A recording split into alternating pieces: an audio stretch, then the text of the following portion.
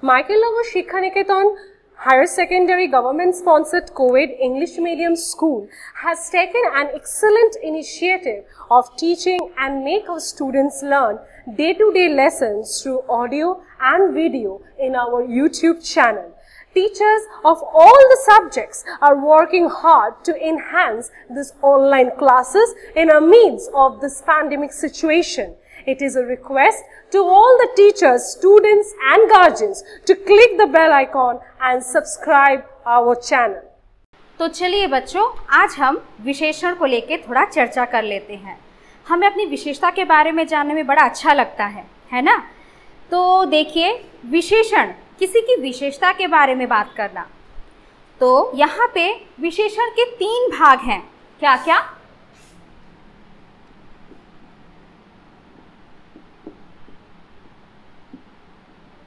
विशेषण, विशेष्य और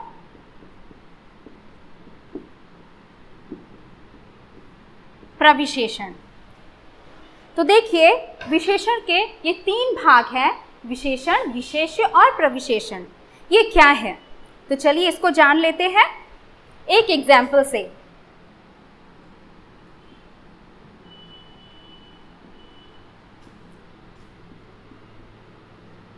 ताजमहल बहुत सुंदर है। तो देखिए, यहाँ पे ताजमहल बहुत सुंदर है। तो यहाँ पे थोड़ा सोचिए, तो किसके बारे में बताया जा रहा है? तो यहाँ पे बताया जा रहा है ताजमहल के बारे में। ये ताजमहल जिसकी विशेषता के बारे में बताया जाता है, तो उसे हम बोलते हैं विशेष्य। तो ताजमहल की विशेषता क्या है? कि वह सुंदर है। तो यहाँ पे ताजमहल की विशेषता सुंदर, अर्थात ये है विशेषण। और जब विशेषण की भी विशेषता बताई जाए तो उसे हम प्रविशेषण कहते। तो बताइए, तो यहाँ पे विशेषण की विशेषता कौन बता रहा है? ताजमहल बहुत सुंदर है। तो सुंदर तो है, लेकिन बहुत, तो बहुत यहाँ पे क्या हो जाएगा? प्रविशेषण।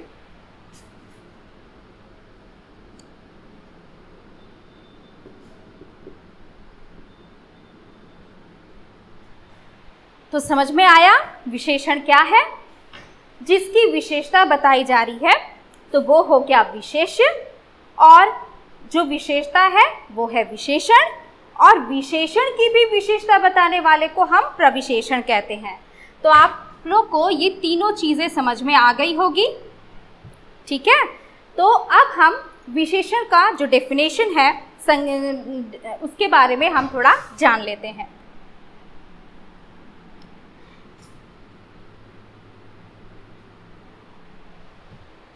विशेषण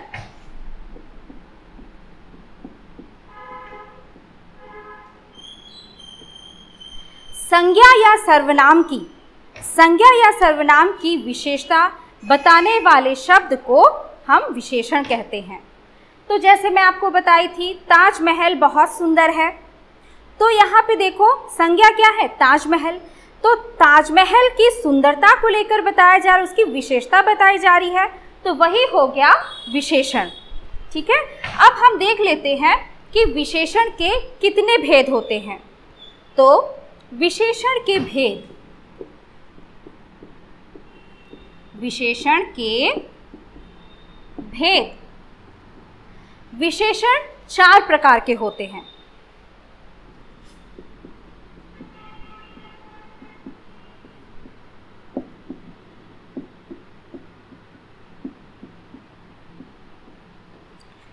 पहला है गुणवाचक विशेषण,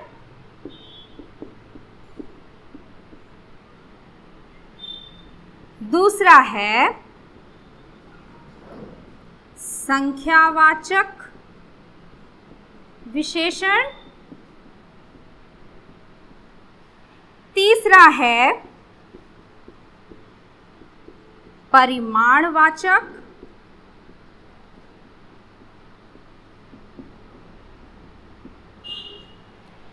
और चौथा है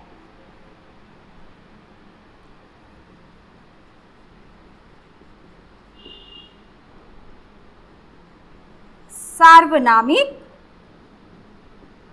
विशेषण, या इसे हम संकेतवाचक भी विशेषण बोल सकते हैं।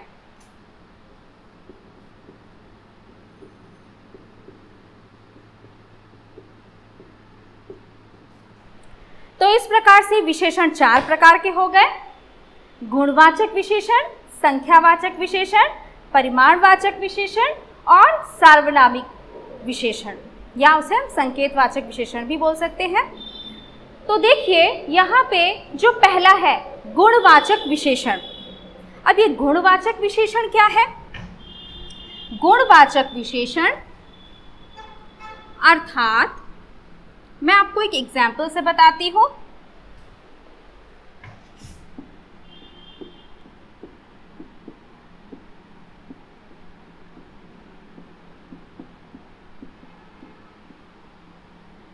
गुणवाचक विशेषण, इससे तो बड़ा स्वाभाविक है, समझ में आ रहा है कि हम जब किसी के गुणों को लेकर चर्चा करते हैं, ठीक है। जैसे मैं अगर बोलूं कमला समझदार है, कमला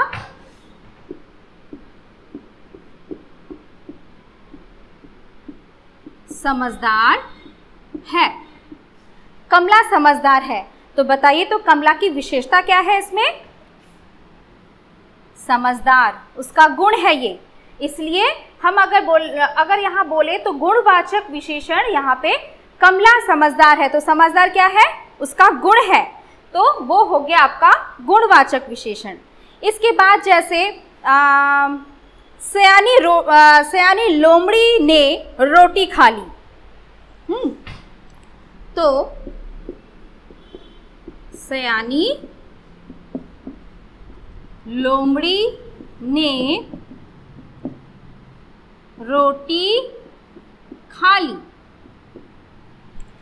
अब बताइए यहाँ पे गुणवाचक विशेषण क्या होगा? तो यहाँ पे गुणवाचक है सयानी, लोमड़ी के गुण को दर्शा रहा है, यहाँ पे लोमड़ी के गुण को यहाँ पे दर्शा रहा है। वो क्या है? सयानी है, चालाक है। तो सयानी लोमड़ी ने रोटी खा ली, तो ये हो गया आपका गुणवाचक विशेषण। उसके बाद दूसरा है संख्यावाचक विशेषण। संख्यावाचक विशेषण से आप लोग समझ ही रहे, जहां पे नंबर की बात आ रही है, संख्या की बात आ रही है। तो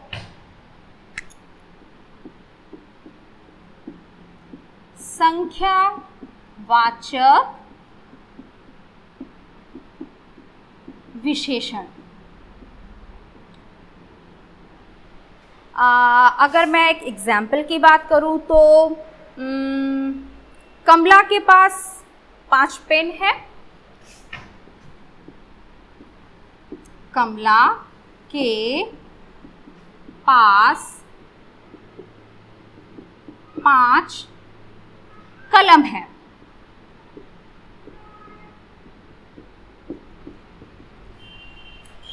कमला के पास 5 कलम है। तो देखिए यहाँ पे बताइए तो संख्या की बात कहाँ पे आ रही है? 5। तो कमला के पास 5 कलम है, तो यहाँ पे संख्यावाचक विशेषण कौन सा हो रहा है? 5।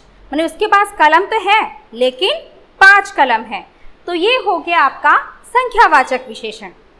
उसके बाद जैसे दूसरा हम ले सकते हैं, कुछ बच्चे पार्क में खेल रहे हैं। कुछ बच्चे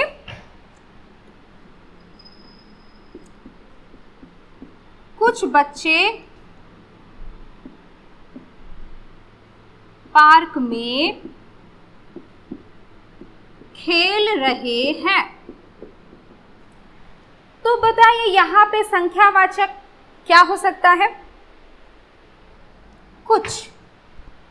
लेकिन यहाँ पे समझने वाली बात यह है कि संख्यावाचक को भी 2 भागों में बांटा जाता है। एक है निश्चितवाचक और एक होता है अनिश्चितवाचक। जब आप ऊंचे स्टैंडर्ड में जाओगे तो इसको हम और अच्छी तरह से डिस्कस करेंगे। फिर भी मैं आपके समझने के लिए बता दे रही हूँ कि संख्यावाचक के भी दो भाग होते हैं, एक है निश्चितवाचक और एक है अनिश्चितवाचक।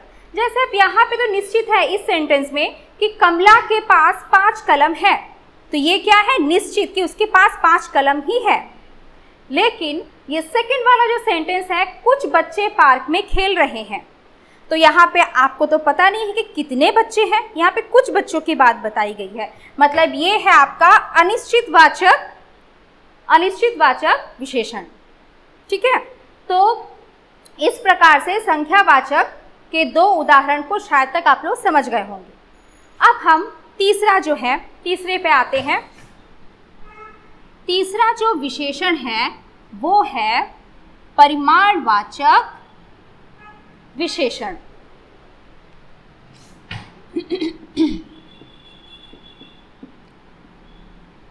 परिमाणवाचक विशेषण, देखिए परिमाणवाचक विशेषण का क्या अर्थ होता है। परिमाणवाचक विशेषण, परिमाण मतलब ही इसका अर्थ होता है क्वांटिटी। ओके, तो परिमाणवाचक विशेषण अर्थात किसी क्वांटिटी के बारे में, शायद वो नाप तौल माप के बारे में हो सकता है। तो इसके ऊपर अगर हम एग्जाम्पल देखने जाए, इसके भी अच्छा और एक चीज़, इसके भी दो भाग हैं परिमाणवाचक विशेषण का, एक है निश्चित और दूसरा है अनिश्चितवाचक परिमाणवाचक विशेषण। तो चलिए परिमाणवाचक विशेषण में जैसे उदाहरण ले लेते हैं। रोहन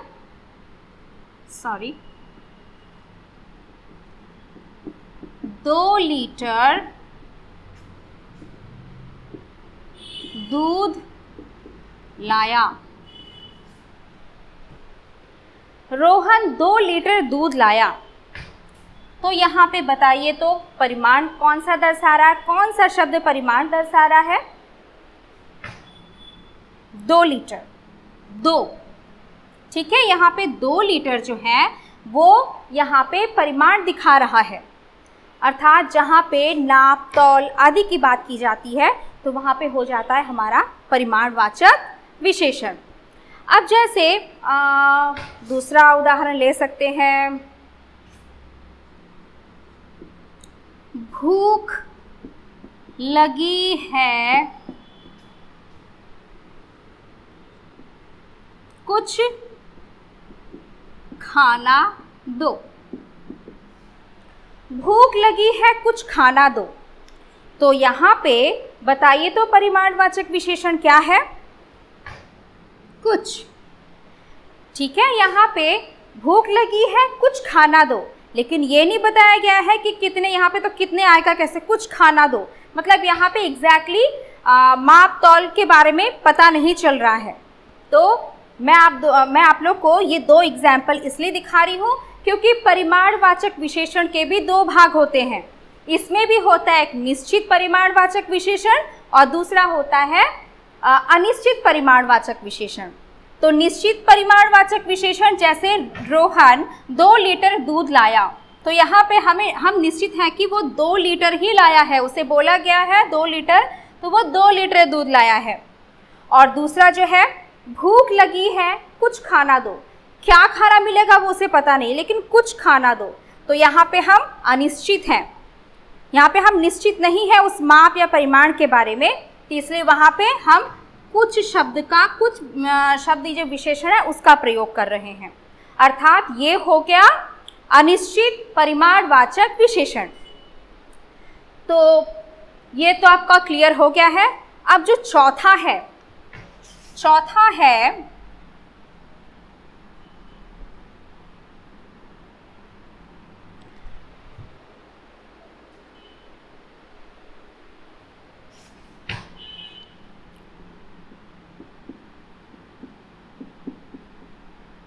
सार्वनामिक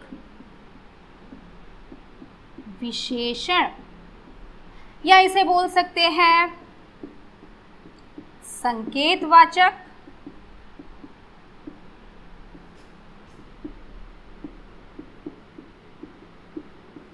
या इसे हम बोल सकते हैं संकेतवाचक विशेषण। तो ये सार्वनामिक विशेषण और ये संकेतवाचक विशेषण, ये क्या है? तो यहाँ पे बड़ा ही इंटरेस्टिंग बात है, मैं एक एग्जाम्पल से आपको समझाती हूँ।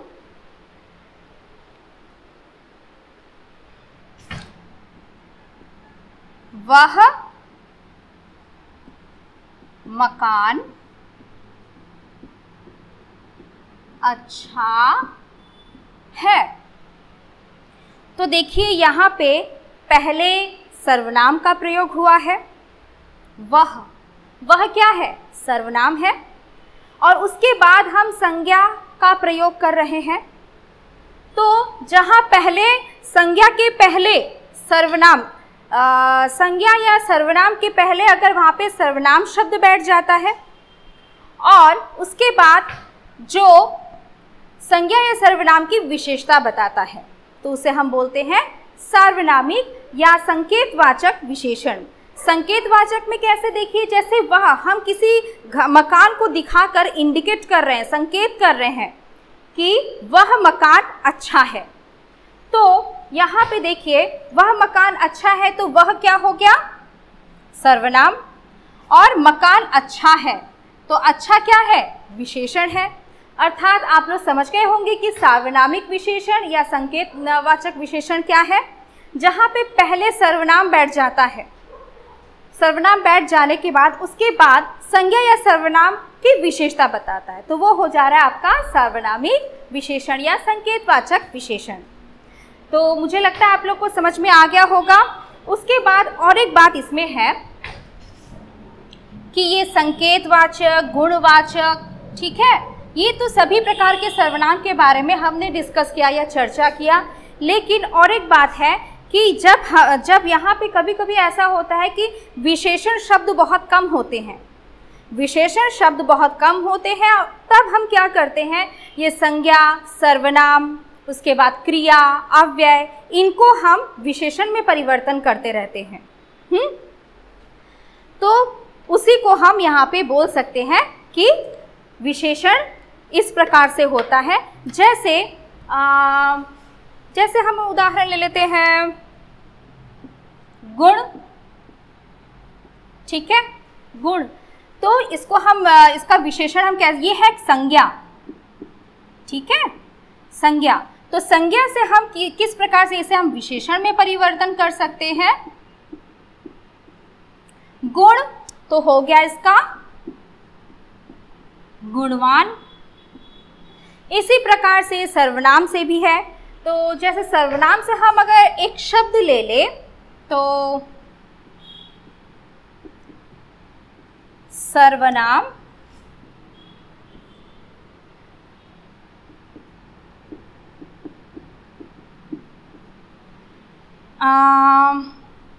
एक सर्वनाम शब्द है जैसे हम, ओके, सर्वनाम शब्द हम जैसे ले लेते हैं हम, तो इसको जब हम विशेषण में परिवर्तन करेंगे तो वो क्या हो जाएगा? हमारा। उसी प्रकार से हम क्रिया में भी परिवर्तन कर सकते हैं। क्रिया शब्द ले लेते हैं कोई,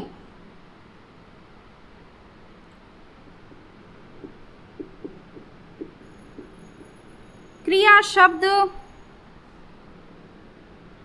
जैसे पढ़ना, पढ़ना, तो इसको जब हम विशेषण में परिवर्तन करेंगे तो क्या हो जाएगा? पढ़ाकू, ठीक।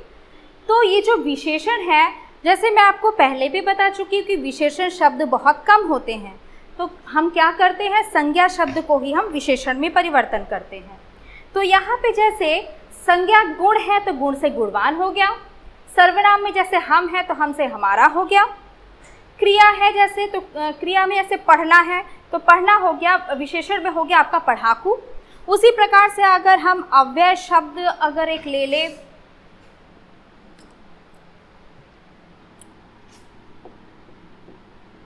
अव्यय से विशेषण में परिवर्तन जब करेंगे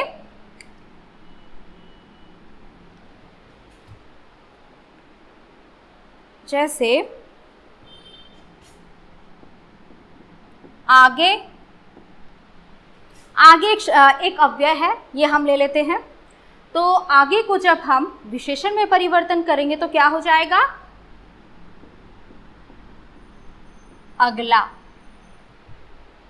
तो इसी प्रकार से विशेषण जो होता है वो संज्ञा, सर्वनाम, क्रिया या अव्यय, इनके शब्दों को भी हम विशेषण में परिवर्तन कर सकते हैं। तो आशा करती हूँ आप लोग को ये विशेषण जो चैप्टर है वो समझ में आ गया होगा। तो आप लोग अच्छी तरह से घर में बैठ के पढ़ाई करिए। Thank you. Thanks for watching. Leave a like and comment. Subscribe.